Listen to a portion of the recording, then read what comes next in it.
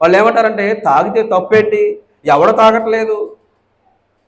పాపం అనేది అనుభవించేటప్పుడు చాలా సంతోషకరంగానే ఉంటుంది ఈ జీవితంలో, బట్ దాని ఫలితం అనేది భయంకరమైనటువంటి స్థితి నీకు తీసుకొస్తుంది, అంతే కదా. పాప ఫలితము స్టార్టింగ్ బాగానే ఉంటుంది, పాపం చేసేటప్పుడు మధురంగానే ఉంటుంది, తాగేటప్పుడు మధురంగానే ఉంటుంది, వ్యభిచరించేటప్పుడు జాగ్రత్త జరిగించేటప్పుడు మధురంగానే ఉంటుంది. అందుకని అల్పకాల పాప భోగం అనుభవించడం కంటే దేవుని ప్రజలతో శ్రమ అనిపించడం మేలు అంటాడు మోషే. కాబట్టి ఈ యెహోనాదాబు చెప్పినటువంటి చెడ్డ ఆలోచనలు అమ్నోను పాటిస్తాడు, తన సహోదరిని చెరుపుతాడు. అబ్షాలోము అమ్నోనును చంపవేస్తాడు. స్టార్టింగ్ ఎలా ఉంది? సంతోషకరంగా ఉంది, అనుభవించాడు. ఎండింగ్ ఎలా ఉంది? మరణాన్ని తెచ్చుకున్నాడు. నీ జీవితంలో కూడా ఎవడు ఏది చెప్తున్నాడు, ఎవడు మంచి సలహా ఇస్తున్నాడు, ఎవడు చెడ్డ సలహా ఇస్తున్నాడు అనేది నువ్వు ఆలోచన చేయాలి. వాడు నా ఫ్రెండ్ అండి, ఫ్రెండ్ అయితే వాడు తాగమంటే తాగు. సహవాసాలు అనేవి మనిషి జీవితంలో మంచివి కాదండి. దేవుని ప్రజలతో దేవుని పిల్లలతో సహవాసం చేయాలి. కాబట్టి అమ్నోను తీసుకున్నటువంటి ఆలోచన నిర్ణయం అనేది బహు చెడ్డది. ఆ నిర్ణయం చెప్పింది తన స్నేహితుడు, తన మిత్రుడు. కాబట్టి మన జీవితాల్లో మేలును కోరిన వారే మన జీవితాన్ని బాగు చేస్తారు. మేలును కోరిన స్నేహితుడు ఏం చేస్తాడట? గాయములు చేస్తాడు. నీ వ్యసనాన్ని విడిచిపెట్టో. ఈనాడు త్రాగుబోతనం మాత్రమే కాదు, జారత్వమైనా జోదమైనా సరే.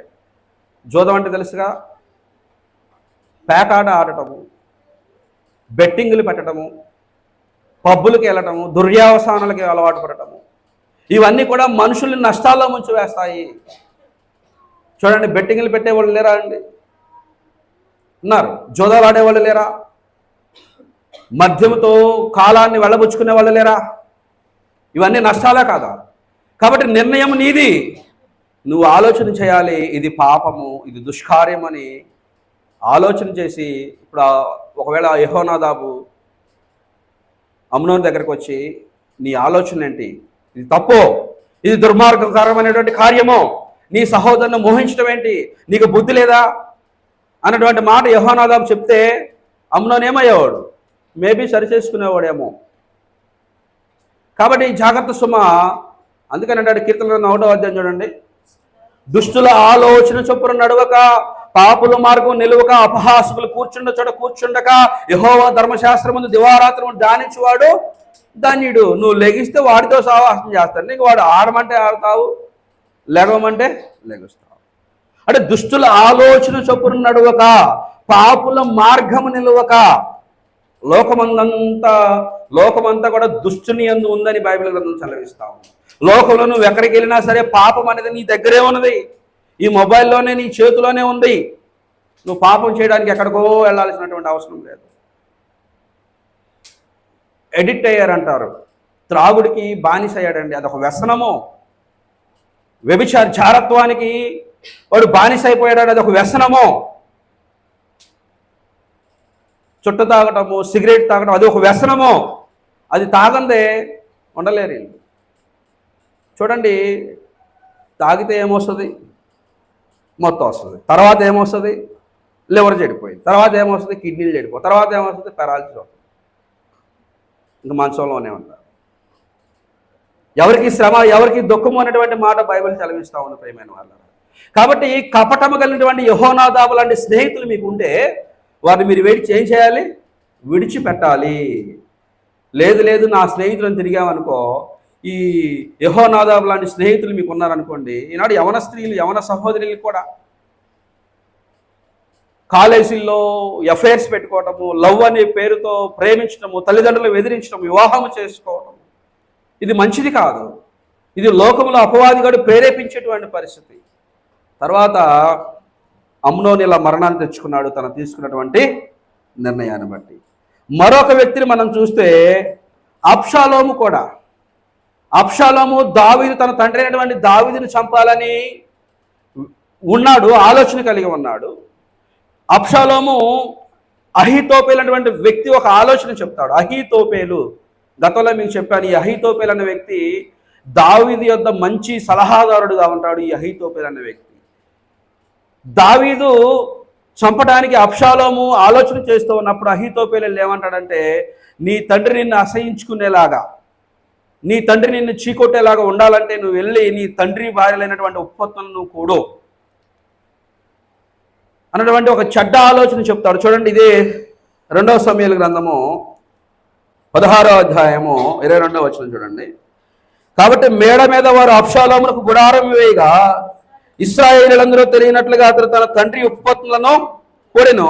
ఆ దినములలో అహీతోపెలు చెప్పిన ఏ ఆలోచనైనను ఒకడు దేవుని యొద్ద నుంచి విచారణ చేసి పొందిన ఆలోచన అయినట్టుగా ఉండెను. దావీదును అబ్షాలోమును దానిని అట్లనే ఎంచుచుండిరి. ఈ అహీతోపెలు ఎవరైనా చూస్తే మనము బైబిల్ గ్రంథంలో హిస్టారికల్గా బెత్షెబా యొక్క బాబాయ్ అవుతాడు, పినతండ్రి అవుతాడు. బెత్షెబాను ఉరియా భార్య బెత్షెబా, ఉరియాని చంపించి బెత్షెబాను తన భార్య ఎగినట్లుగా చేసుకున్నాడు దావీదు. బహుశా అలా ఆలోచన చేసే దావీదుని కుటుంబాన్ని నాశనం చేయాలని అహీతోపెలు అనుకొని తన కుమారుడైనటువంటి అబ్షాలోముకి సలహా చెప్పాడు. చెప్పిన సలహా మంచిదా చెడ్డదా? చెడ్డ కార్యం. తర్వాత అబ్షాలోము చేసిన పాపాన్ని బట్టి తనకు తానే యుద్ధానికి వెళ్తూ ఉన్నప్పుడు తనకు మంచి ఎక్కువ రోమములు కురులు అంటే ఎంట్రుకలు ఎక్కువగా పొడవు ఉండటం వల్ల ఆ వృక్షము చెట్టుకి తన యొక్క జుట్టు పట్టుకోవటం వల్ల తను చనిపోతాడు, ఎలాడబడతాడు. తర్వాత వచ్చి యుద్ధంలో అతను చంపినట్లు, యోవాబు వచ్చి అతను చంపినట్లు మనము చూస్తాం. ఇప్పుడు ఎందుకు మీకు ఈ విషయాలు చెప్తూ ఉన్నానంటే ప్రియమైన వాళ్ళరా, మన జీవితంలో కూడా అనేక మంది అనేక ఆలోచనలు చెప్పేవాళ్ళు ఉంటారు. చెడు అలవాట్లు, తాగుడు, సిగరెటు, వ్యభిచారము, జారతము, దొంగతనము, అల్లరితో కూడినటువంటి ఆటపాటలు లోకంలో అందరూ చేస్తున్నారుగా, నువ్వు కూడా చేసి తప్పేంటి? ఏమండి అనేవాళ్ళు లేరా? అరే మీ తండ్రే తాగుతున్నాడు రా, నువ్వు తాగితే తప్పేంటి ఎరా? అటువంటి మాటలు లోకంలో ఉన్నాయి. చెడగొట్టే వాళ్ళు చాలామంది ఉన్నారు. వాడు మంచి చెప్తున్నాడా చెడు చెప్తున్నటువంటి ఆలోచనలు నీది. అంటే వ్యక్తిగతమైనటువంటి నిర్ణయాలు. బట్టల షాపులోకి వెళ్ళి బట్టలు కొనుక్కుంటే ఏముంది, అది బాగోపోతే 1000 రూపాయలతో పోయింది. రెస్టారెంట్కి వెళ్తే ఇది కాకపోతే అది బాగోలేకపోతే 1000 రూపాయలు 2000తో పోయింది. మరి చేసినటువంటి పాపం ఎలా పోతుంది? అమ్నోను ఏం తెచ్చుకున్నాడు? మరణాన్ని కొని తెచ్చుకున్నాడు యెహోనాదాబు యొక్క మాట విని. అబ్షాలోము ఏం చేశాడు? అహీతోపెలు యొక్క సలహా అయిని, చెడ్డ ఆలోచన అయిని తాను కూడా పాపాన్ని మూట కట్టుకున్నాడు. ఈనాడు చాలామంది ఆలోచన చెప్పేవాళ్ళు లేరు. అందుకని సామెతల గ్రంథం 11వ అధ్యాయం 14వ వచనం ఏమన్నాడు? నాయకులు లేని జనులు చెడిపోదురు, ఆలోచనకర్తలు అనేకులుండుట పట్టణముకు రక్షణకరము. ఆలోచనకర్తలు చెప్పేవారు రక్షణకరము. ఏది మంచో ఏది చెడో తెలుసుకోలేటువంటి ఆలోచన పరిస్థితి మనకుంది. సామెతల గ్రంథం 13వ అధ్యాయం 20వ వచనంలో జ్ఞానులు సహవాసం చేయవాడు జ్ఞానం గలవాడగును, మూర్ఖులతో సహవాసం